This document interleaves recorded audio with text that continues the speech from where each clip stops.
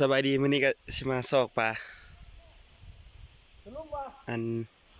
อุปกรณ์หาปลาเขาก็สิมีเนี่ยอืม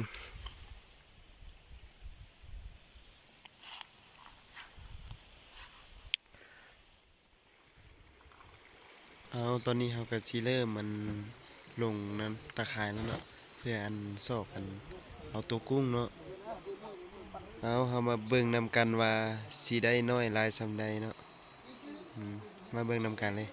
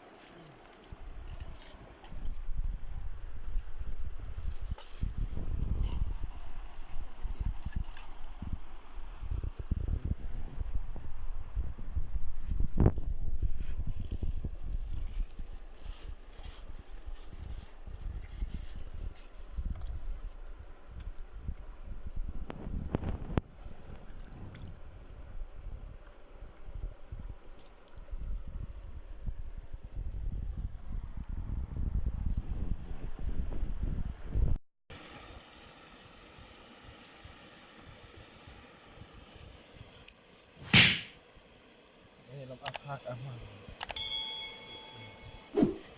ซองภาคจัดเซมันจัดมันเลือกเพื่ออะไรจัดจัด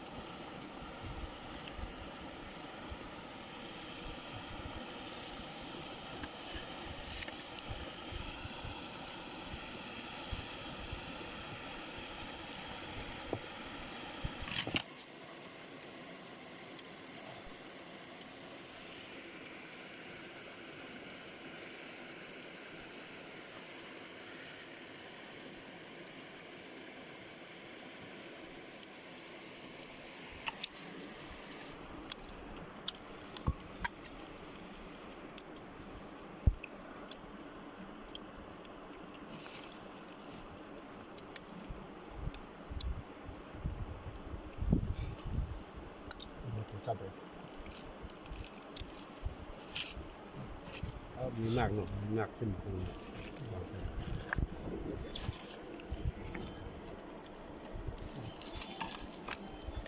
นี่แบบฮัลโหลฮักฮะมุมใหม่ต้องรัดน้ำมัน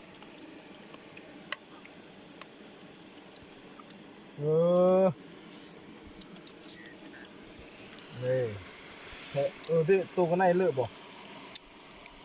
ตู้ที่เราเอาไก่นี่นะ